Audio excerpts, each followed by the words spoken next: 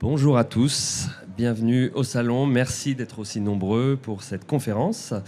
Je m'appelle Édouard Salmon, je suis photographe professionnel et je me spécialise notamment dans la photographie de voyage.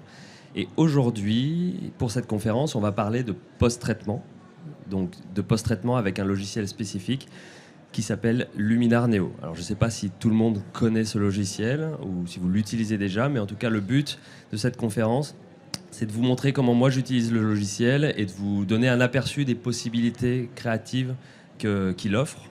Et donc j'ai pris des exemples de photos de voyage et je vais vous montrer justement comment j'arrive à sublimer et à donner vie à ces photos. Alors Luminar, déjà c'est quoi pour ceux qui ne connaissent pas? Donc Luminar, c'est un logiciel qui a été développé par la société Skylum, qui est une société ukrainienne et donc qui a vu le jour à la fin des années 2000, donc en 2008. Donc en fait, c'est un logiciel de développement et de retouche photo. Mais avec une petite spécificité, c'est que c'est un des premiers logiciels qui a intégré l'intelligence artificielle dans ses outils. Donc en fait, le but, c'est vraiment de booster la créativité et de permettre aux utilisateurs d'aller encore plus loin dans leur expression artistique, je dirais, et dans le post-traitement de leurs images. Donc c'est un logiciel qui est assez simple d'utilisation, très intuitif. Et en fait, c'est un logiciel qui est non destructif. Ça, c'est très important à prendre en compte. C'est-à-dire qu'on va retrouver un système de calque, comme on pourrait retrouver par exemple sur Photoshop, qui vous permet d'aller et venir sur vos modifications sans venir détruire votre image. Donc ça, c'est vraiment important. Et donc, il y a une grande flexibilité, évidemment, dans le traitement des images. Et donc, en fait, ce logiciel, il va avoir pour particularité d'associer des outils de traitement classiques, du recadrage, du développement de lumière, donc l'exposition, les contrastes, les ombres, voilà, la gestion de la colorimétrie. Mais il va aussi avoir tout un tas d'outils donc alimentés par l'intelligence artificielle qui vont vous permettre en fait d'être encore plus créatif et même plus rapide dans des traitements plus poussés. Par exemple sur du rééclairage, sur de la gestion des contrastes et aussi sur de l'ajout d'éléments ou du retrait d'éléments. Luminar, ils ont été très connus pour être les premiers à intégrer vraiment un remplacement de ciel très très poussé, très très performant. Donc l'idée en fait c'est de pouvoir avoir des automatisations qui vont vous faire gagner du temps tout en gardant la possibilité de travailler en finesse sur votre image et de maîtriser en fait à 100% ce que vous faites. Et du coup, là, on a vraiment en Luminar une sorte de copilote créatif, en fait, qui vient vraiment vous assister grâce à l'intelligence artificielle, qui vient analyser votre image et qui va vous aider, alors si vous le voulez ou non, à en tirer le meilleur. Donc, c'est libre à vous après de pouvoir utiliser les outils ou non et à quel degré vous voulez les utiliser. Alors, avant d'aller plus loin, je voudrais juste faire un petit disclaimer, si je peux dire, sur le post-traitement. On sait que c'est un sujet qui, des fois, fait un peu débat en se disant est-ce que c'est vraiment de la photo? À quel moment ça s'arrête? À quel moment on n'est plus dans vraiment de la photo et on est plus dans autre chose? Alors, il faut savoir que pour moi, le post-traitement, donc c'est ce que j'appelle un acte créatif. Je me veux avant tout, donc je suis photographe, mais je me veux avant tout créateur. Je crée des images. Donc moi, ma vision des choses, c'est que je vais déjà passer énormément de temps à la prise de vue sur mon cadrage, sur ma composition, quels éléments je veux, à quel endroit, qu'est-ce que je veux net, qu'est-ce que je veux flou. Donc il y a un énorme travail à la prise de vue. Et ça, aucun logiciel de post-traitement pourra venir le remplacer. Pour moi, on ne peut pas sublimer une image qui, à la base, n'est pas correcte à la prise de vue. Je pense que ça, tout le monde est d'accord. Donc, moi, je passe beaucoup de temps à la prise de vue, mais pour moi, le développement de l'image, ça va être une partie vraiment très importante de mon travail. J'aime bien associer ça au fait que voilà, ma prise de vue, ça va être comme un sculpteur qui va choisir sa matière première, sa pierre ou son argile ou je ne sais quoi. Donc ça va être la manière de choisir les matériaux, quel matériau il veut, la qualité, etc. Donc pour moi, ça, c'est la prise de vue. Et après, j'ai ma photo brute, j'ai mon fichier RAW. Ça, c'est ma matière première et je vais venir la façonner à la manière que je veux, en fait. Le but, c'est peut-être pas forcément exactement de rendre ce que j'ai vu avec mes yeux, mais de rendre peut-être ce que j'ai ressenti. Et donc, des logiciels de post-traitement, quels qu'ils soient, vont pouvoir vous aider. Et donc, pour moi, c'est vraiment une partie très importante de mon processus créatif. Donc, voilà, pour moi, je trouve qu'il n'y a aucun mal, et bien au contraire, à utiliser aujourd'hui des outils qu'on a et qui sont de plus en plus performants et qui vous permettent d'exprimer votre vision artistique finalement, ni plus ni moins. Personne ne vous impose voilà, le ciel doit être tel qu'il est ou cette couleur doit être telle qu'elle est. C'est aussi vous, dans la manière dont vous approchez la photo, qui allez retranscrire ce que vous avez ressenti. Pour moi, il y a quand même deux choses qui sont fondamentales, je l'ai dit, c'est le travail à la prise de vue. C'est, je pense, dans l'approche photographique quand même primordial de se dire je ne suis pas juste en train de photographier sans réfléchir, je vais quand même faire un travail à la base qui va faire quand même une grosse partie de la qualité de mon image. Je pense qu'une image bien cadrée peut être sublimée par un logiciel de post-traitement, mais je pense qu'une image mal composée, mal réfléchie, on aura beau avoir des logiciels, on aura quand même beaucoup plus de mal d'en tirer quelque chose. C'est ma vision. Donc, il y a un travail à la prise de vue et il y a aussi une honnêteté à avoir, je pense, vis-à-vis du spectateur. Alors surtout quand on utilise des éléments un peu poussés de ce type de logiciel. On va voir qu'il y a des perspectives créatives qui vont très loin. Donc là, je pense qu'il faut aussi des fois pouvoir être un peu honnête en disant bah là voilà il y a eu un peu cette transformation. Après c'est aussi voilà, le but c'est d'assumer sa démarche artistique et de dire que voilà, moi mon image c'est ça, voilà ce que j'ai réussi à en faire, voilà comment j'ai voulu traduire mon expression artistique. Aujourd'hui, comment j'intègre Luminar à mon workflow? Alors j'utilise des logiciels on va dire un peu plus classiques de post-traitement. Luminar est venu que après. J'utilise Luminar plutôt en complément de mon logiciel principal. En fait, sur mes ajustements de base, je vais souvent utiliser des logiciels comme Lightroom, par exemple, qui sont les logiciels qu'on va utiliser, on va dire, un peu au quotidien. Mais moi, c'est un peu, on va dire, sur du traitement voilà, quotidien, un peu en masse. Et en tant qu'artiste, je me suis rendu compte qu'au bout d'un moment, quand on utilise un peu toujours les mêmes logiciels, toujours les mêmes curseurs, toujours les mêmes développements, on tourne un peu en rond et puis des fois on perd un peu l'inspiration, des fois on n'est pas...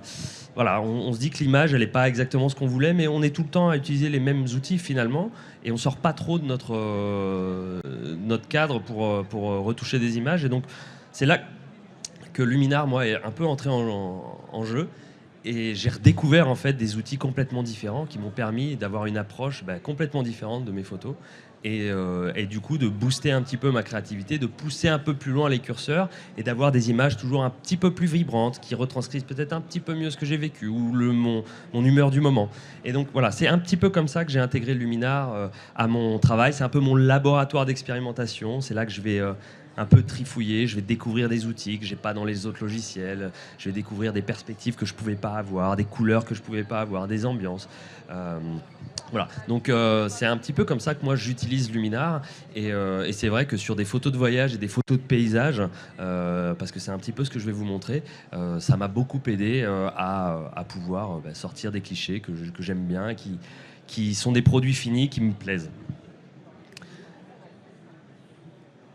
Alors, le mieux, en fait, finalement, c'est que je vous montre quelques exemples, parce que ce serait un peu compliqué en 20 minutes de vous montrer toutes les facettes de ce logiciel. Il y a énormément d'outils. On pourrait passer des heures à expliquer chaque outil, finalement. Donc, en fait, j'ai pris quelques photos de voyages que j'ai faites, alors au Japon, en Jordanie, même au Canada et en France. Et j'ai utilisé, en fait, Luminar pour, du coup... développer ces images et donc je vais vous montrer un petit peu, je vais décomposer pour vous montrer qu'est-ce que j'ai utilisé sur quelle photo. Alors la première photo, la voici. Donc c'est une photo que j'ai prise au Japon, à Kyoto, donc dans le sanctuaire de Fushimi Inari Taisha. Donc j'ai prise avec le Sony A7R5 qui est mon boîtier. Donc c'est un lieu assez connu. Alors je ne sais pas si vous connaissez, si vous avez déjà eu la chance de pouvoir y aller ou si vous connaissez déjà juste de nom ce lieu. Donc en fait c'est un sanctuaire qui est dans la montagne et en fait on a des torii, donc c'est ces portes rouges qui marquent l'entrée dans un lieu sacré qui s'enchaînent et il y en a plus de 10 000 sur le site et donc ça fait des grands couloirs comme ça de torii. Et donc évidemment c'est un lieu où la lumière naturelle va être un peu difficile à percevoir parce qu'il y en a des fois sur des dizaines voire des centaines de mètres des des couloirs comme ça où il n'y a que des petits traits de lumière qui passent. Voilà, c'est difficile d'exposer correctement son image. Et il y a une ambiance qui est un peu particulière là-dedans. Donc voilà, c'est ce que j'ai voulu un petit peu retranscrire. Donc là, on voit un avant-après. Alors en plus, l'écran contraste beaucoup, donc là, ça amplifie le avant-après. J'avais volontairement, en fait, moi, sous-exposé un petit peu ma photo parce que je voulais retranscrire cette image un peu mystérieuse, un peu mystique. Voilà, je voulais pas monter les curseurs pour avoir quelque chose de très éclairé parce que c'est pas tout à fait ce que j'avais en vue. Donc je voulais garder cette ambiance un peu mystérieuse. Donc je voulais garder du contraste. Donc en fait, qu'est-ce que j'ai utilisé là sur cette photo? Le premier outil que j'utilise moi sur Luminar et qui est vraiment bien et qui du coup est très accessible, c'est l'outil Amélioration IA. Donc c'est ni plus ni moins qu'un curseur que vous allez pouvoir faire bouger de gauche à droite et qui va en fait vous ajuster. Lui, il va analyser l'image et il va vous ajuster tous les paramètres d'exposition, donc les contrastes, la lumière, les détails, un peu la structure de l'image. C'est une sorte de auto qu'on pourrait retrouver sur d'autres logiciels, mais un peu plus fin, un peu plus poussé, parce que vous allez sur le mode auto, bon, vous appuyez sur auto, vous avez votre image qui apparaît, et derrière, après, il faut aller ajuster chaque chose pour affiner si on veut. Là, en fait, on a juste ce curseur et on vient le faire bouger pour savoir si on veut plus ou moins. Donc moi, c'est quelque chose que j'utilise toujours au début, juste pour voir, en disant, tiens, je vais regarder avec l'amélioration, je pousse le curseur au max pour voir. Alors, en général, quand on le met au max, c'est trop. Donc on réajuste, mais ça donne en tout cas une bonne idée de ce que peut être l'image, et ça vient nous assister de manière très simple sur le développement de la photo, et on pourrait limite même se contenter que de ça, et d'aller très vite de cette manière-là. Donc en fait, on a un seul réglage qui nous permet de rééquilibrer un peu la photo, et derrière, après, on va pouvoir affiner avec d'autres outils. La chose que j'ai ensuite utilisée parmi les outils disponibles sur Luminar ici, ça va être les rayons du soleil. Alors là, j'ai ajouté un petit élément, mais c'est pour vous montrer un petit peu la puissance du logiciel. Donc vous voyez, en fait, on a une espèce de percée de lumière qui vient. La lumière, naturellement, venait du bout de l'image. Et en fait, on a un outil qui nous permet de venir placer le centre du soleil où on veut sur l'image. Et il va générer des rayons. Alors on va pouvoir gérer l'intensité des rayons, le nombre de rayons, la profondeur, etc. Et ce qui est très fort, c'est que moi, j'ai mis mon centre du soleil en dehors de l'image. Parce que logiquement, j'ai pas de soleil présent sur l'image. Donc je l'ai mis en dehors comme il était en vrai. Et l'IA est venue calculer les rayons. Elle m'a masqué automatiquement cette partie-là, qui est le premier plan, qui fait que les rayons de toute façon n'allaient pas passer. Et elle m'a juste mis un rayon de lumière qui est passé comme ça au travers, comme on aurait pu avoir naturellement. Et donc, c'est pour vous montrer un petit peu la puissance de ce logiciel. Et un deuxième outil que j'ai utilisé là-dessus, ça va être le rééclairage de la scène. En fait, le rééclairage, ça vient affiner un petit peu l'exposition de notre image. En fait, on va pouvoir éclairer plus ou moins le premier plan, le moyen plan et l'arrière-plan. C'est beaucoup plus fin qu'un outil d'exposition classique qui va nous exposer globalement l'image ou juste les parties sombres, les parties claires. Là, en fait, il vient décomposer en plans.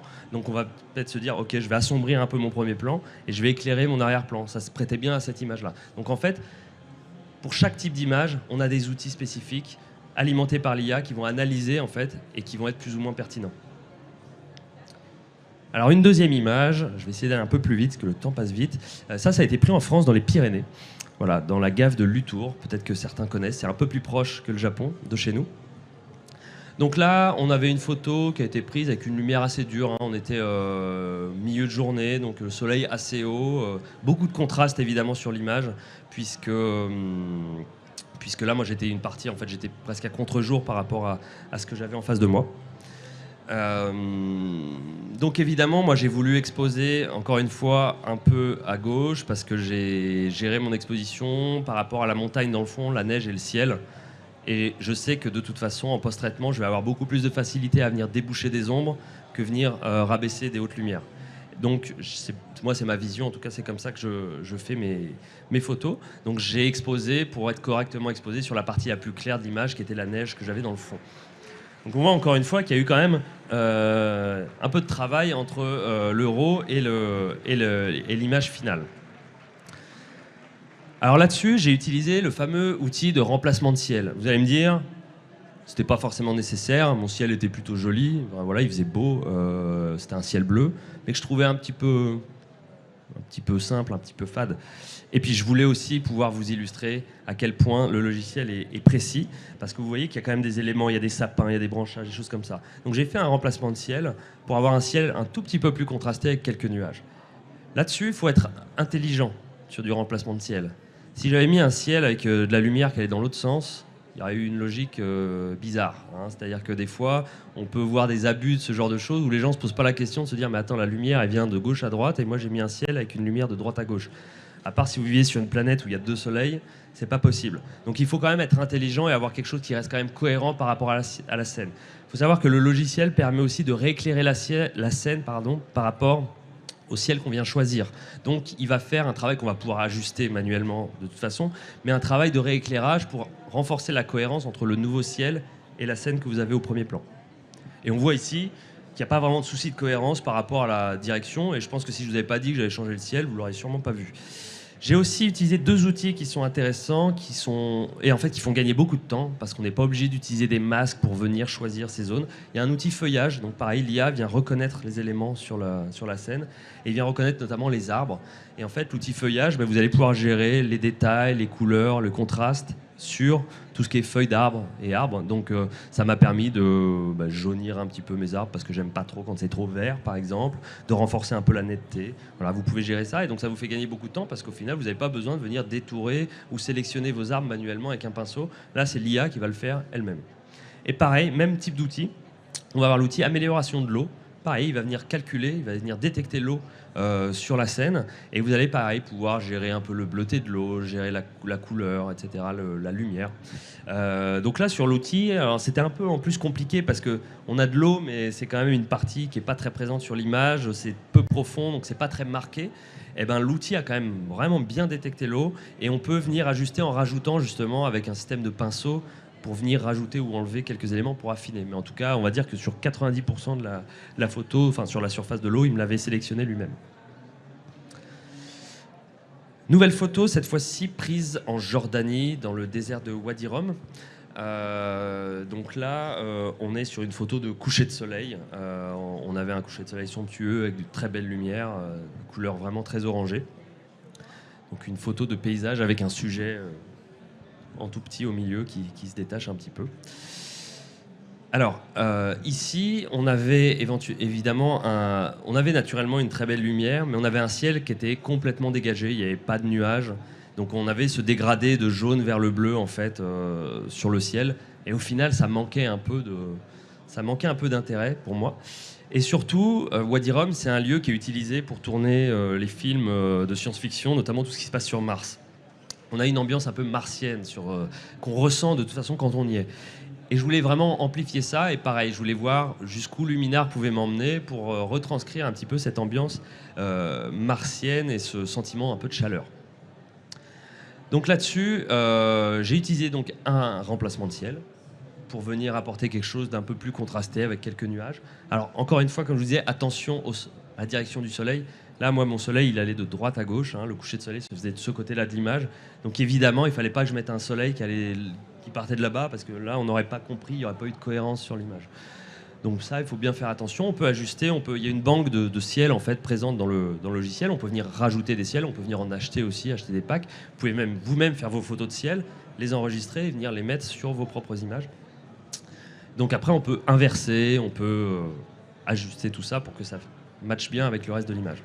Donc j'ai utilisé pareil du rééclairage de la scène pour rééclairer un peu le fond, assombrir un peu le premier plan. Donc j'ai pu corriger comme ça une scène qui était un poil trop sombre, adoucir quelques zones qui étaient un peu surexposées. Donc voilà, il y avait quand même la logique d'un vrai éclairage et qui avait un rendu assez réaliste. Et après j'ai utilisé l'outil Super Contraste. Donc ça c'est un outil qui est très, très puissant et qui va en fait du coup séparer la gestion des contrastes en 3 parties. Donc les tons foncés, les tons moyens, les tons clairs. Et donc on va pouvoir gérer les contrastes sur ces tonalités-là. Donc ça va être beaucoup plus fin et beaucoup plus précis qu'un outil contraste classique qui va venir calculer en fait les contrastes globaux sur l'image et qui vont souvent trop vous assombrir une partie et trop vous éclairer une autre. Voilà. Donc on peut vraiment donner du relief à l'image tout en restant assez cohérent et sans perdre trop d'informations. Je me dépêche. Autre photo, cette fois-ci prise au Japon en drone. Donc c'est ce qu'on appelle un top shot, hein, donc une vue vraiment à la verticale, donc avec une composition assez simple, avec un split entre la partie forêt et la partie lac. Donc là, c'était un coucher de soleil, j'avais une lumière qui était assez rasante. Donc on voit le petit avant-après. Ici, j'ai utilisé... alors déjà, un top shot, on n'a pas de lumière naturelle qui rentre directement dans le capteur, vu qu'on vise vers le bas. Donc on a en général des images qui sont un peu ternes, pas trop contrastées. Donc il y a tout un petit travail là-dessus pour les faire un peu revivre et leur donner un peu de relief. Donc ici, j'ai utilisé l'outil de gestion de la colorimétrie, tout simplement. On a l'outil classique HSL qu'on peut retrouver sur d'autres logiciels pour pouvoir gérer les rouges, les oranges, les cyans, les magentas, les bleus, les verts, etc. Donc j'ai pu redonner un aspect un petit peu plus flamboyant à la forêt parce qu'on était vraiment sur des couleurs d'automne. Voilà, donc j'ai aussi utilisé l'outil feuillage qui m'a permis en fait aussi de sélectionner directement ma partie feuillage. J'ai aussi utilisé l'outil amélioration de l'eau pour lui donner un aspect un poil plus bleuté, pour la rendre un peu plus jolie et voilà, renforcer un peu le contraste de couleurs qu'on avait entre les deux. Et enfin, j'ai utilisé l'outil structure. Alors l'outil structure, c'est un outil qui permet de renforcer les détails et la netteté sur des parties que là aussi l'IA va sélectionner. Il va se dire, ok, je pense que la netteté, elle a besoin d'être renforcée sur la partie, en fait, on va dire feuillage, là, sur cette image, et pas sur la partie haut, parce que ça n'aurait pas donné vraiment très bien. Donc c'était aussi pour gérer les contrastes. Donc cet outil structure est vraiment très bien pour analyser justement quelle partie a besoin d'être renforcée, d'avoir un petit peu plus de détails. Une autre photo, encore une fois, prise cette fois-ci au Québec. Donc là, on avait une scène qui était très lumineuse, très éclairée, un peu minimaliste, avec une grosse surface de neige. Donc on a une personne en snowbike, donc c'est une motocross sur laquelle on a enlevé les roues, on a rajouté un ski et une chaîne. Voilà, et donc on est dans la poudreuse à faire des images comme ça. Donc on voit le avant-après. Donc là... en soi, le gros travail a été quand même à la prise de vue, au cadrage, à la compo, au réglage pour avoir une scène bien nette, pour avoir exactement ce qu'on veut, le bon moment. Donc là, qu'est-ce que j'ai utilisé comme outil? J'ai utilisé un premier outil qui s'appelle Spectaculaire. Cet outil, il est très intelligent, parce que c'est pareil, c'est un outil qui est alimenté par l'IA, et il va vraiment donner du punch à la photo, et ça s'y prêtait bien. Il va donner un peu plus de vibrance à l'image, il va lui donner un petit effet wow, en fait. Il va venir contraster certaines couleurs. Il va venir vraiment... vous voyez, l'image était un peu terne. Eh ben, il est venu vraiment lui donner vraiment du punch. Et ça marchait bien avec cette image qui, déjà, par la prise de vue, a du punch, quoi. Donc, c'est un outil que j'utilise quand je veux vraiment un rendu assez rapide et percutant. Là, c'est pareil, on a juste un curseur, on vient l'ajuster comme on veut. Et tout de suite, déjà, en un curseur, l'image, elle change complètement de notion sans venir dénaturer la scène. Et puis j'ai utilisé aussi des outils un peu plus classiques comme les masques, mais là où c'est intéressant, c'est que pareil, quand on choisit masque, l'IA elle va venir calculer la scène et elle va venir repérer le sujet, la moto, les arbres, la neige, et il vous liste tout. Et donc c'est vachement bien parce qu'après on a juste à sélectionner ce qu'on veut et on a ce qu'on veut. Donc s'il y avait eu des arbres et une voiture, il m'aurait tout décomposé en voiture, humain, montagne, forêt. Vraiment c'est très très puissant là-dessus et c'est un gain de temps. Parce qu'on n'est pas obligé non plus de venir sélectionner son sujet ou ce qu'on veut. Donc là, en fait, j'ai utilisé l'outil masque qui m'a détecté la moto avec le pilote pour lui donner juste un petit peu plus de contraste, renforcer un peu la combinaison rouge. Et puis j'ai utilisé un outil qu'on retrouve de manière assez classique sur des logiciels comme Photoshop, qui est l'outil clonage, pour venir enlever, en fait, j'avais des petites herbes un peu moches qui dépassaient, j'avais un arbre là que j'aimais pas trop. Donc je suis venu cloner ma texture de neige et pour venir enlever quelques petits éléments qui me dérangeaient dans la lecture de l'image. Donc on a aussi des outils comme ça, un peu plus simples, qui vous permettent vraiment de vous réapproprier votre photo. Donc voilà, pour récapituler, il me reste très peu de temps. Ce que j'aime moi chez Luminar, c'est le fait que ce soit un outil qui soit rapide et intuitif. Voilà. On peut passer 2 heures sur une photo si on en a envie, parce qu'il y a tous les outils pour venir vraiment aller dans le détail, mais on peut aussi, de manière très rapide, en quelques curseurs, venir donner vie à sa photo et venir vraiment totalement explorer toute votre créativité. On a des outils qui sont nouveaux, on a des outils vraiment qu'on ne trouve pas dans d'autres logiciels, que j'ai passé un petit peu en revue, qui sont vraiment des outils qui pour moi sont très intéressants. Finalement, on a une exploration sans limite parce que c'est un renouveau dans votre créativité. On peut aller vraiment Voilà, moi j'essaie de l'utiliser dans la limite du raisonnable, mais je pourrais pousser les curseurs encore plus loin et ça nous ouvre des perspectives totalement nouvelles. Et puis voilà, on peut faire ce qu'on veut finalement avec ces photos. Il n'y a personne qui nous impose de rester dans un cadre. Et donc ce logiciel-là vous permet d'explorer vraiment tout le potentiel de votre travail. Et puis c'est aussi, quelque chose d'assez intéressant, c'est vraiment la gestion de ces modifications. C'est-à-dire que chaque modification qu'on fait vient se mettre automatiquement sur un calque, en fait, une sorte de calque. Et on peut revenir après sur les modifications, on peut en rajouter, on peut en enlever. Voilà, tout ce qu'on fait est enregistré. Et donc, c'est vraiment non destructif. Et ça, c'est vraiment très intéressant. Je termine pour vous dire que donc, Luminar vous propose une remise sur la licence. En scannant ce QR code, vous pouvez obtenir 25% de remise sur la licence Luminar. Donc c'est une licence que vous payez, vous avez le logiciel à vie. C'est pas un abonnement par mois. Donc voilà, c'est l'achat du logiciel en une fois. J'ai pas précisé, mais le logiciel il est dispo en version bureau et en version mobile aussi. Il y a une version mobile qui vous permet de faire des retouches simplifiées sur votre logiciel. Et vous avez également 10% de remise supplémentaire avec mon code, donc le code Sky Studio. Voilà. Et donc moi, vous me retrouvez sur Instagram principalement, Sky Studio FR. Vous retrouvez un petit peu tout mon travail de photographe de voyage et de photographe aérien. Et je vous dis merci et je vous retrouve sur le stand de Luminar qui est juste ici, donc vraiment à la sortie de la scène live, si vous avez des questions. Et là, on a encore un peu de temps pour répondre aux éventuelles questions, s'il y en a. Oui, alors on va vous apporter un micro.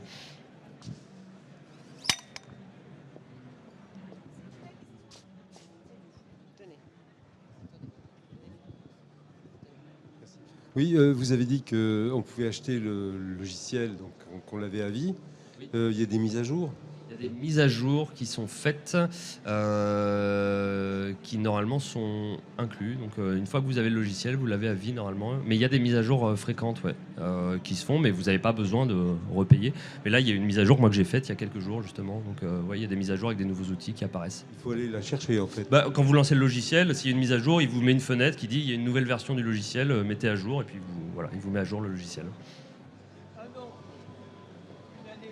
C'est une année ? Ok. Merci pour la précision. Pour moi, c'était à vie. Sur les versions précédentes, c'était à vie. Donc, c'est une bonne question. Merci. Bon, voilà.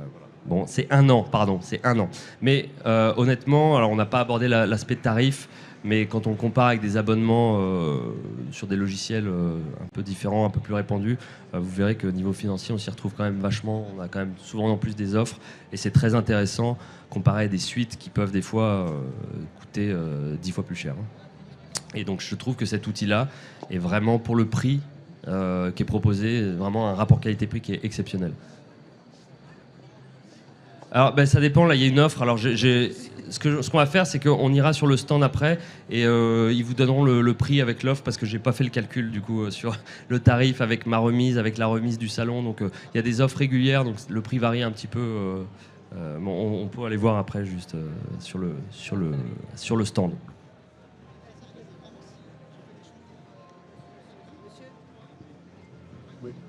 Est-ce que vous avez essayé sur des JPEG? Est-ce que ça fonctionne bien? Oui, j'ai essayé sur des JPEG parce qu'il y a des fois, j'ai pris des images que j'avais déjà traitées en fait sur un autre logiciel. J'ai voulu voir ce que ça donnait. Évidemment, sur un JPEG, on va avoir moins de latitude dans la correction parce que forcément, on a moins d'informations. On est déjà sur un fichier compressé, mais ça fonctionne très bien aussi.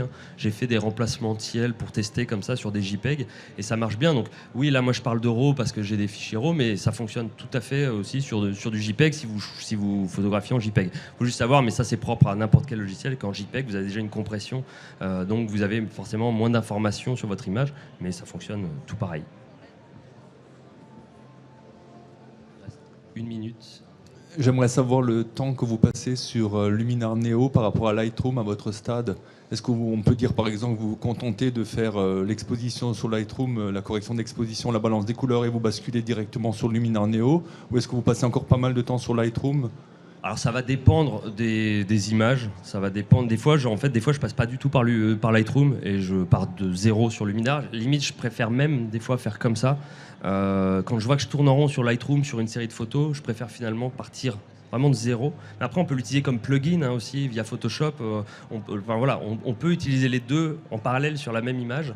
Donc ça va dépendre. Moi, je vais vous dire, je passe des fois plus de temps sur une image sur Luminar, pas parce que c'est plus long à traiter, c'est juste parce qu'en fait j'ai envie d'explorer un peu tout, et donc j'ai plus tendance à venir chercher des curseurs sur lesquels j'ai pas l'habitude. C'est vrai que quand on est sur un workflow très établi, sur un Lightroom par exemple, et que on a tout le temps l'habitude, donc on va très vite sur une image parce qu'on sait exactement quel outil, à quel endroit et qu'est-ce que ça va faire sur sa photo.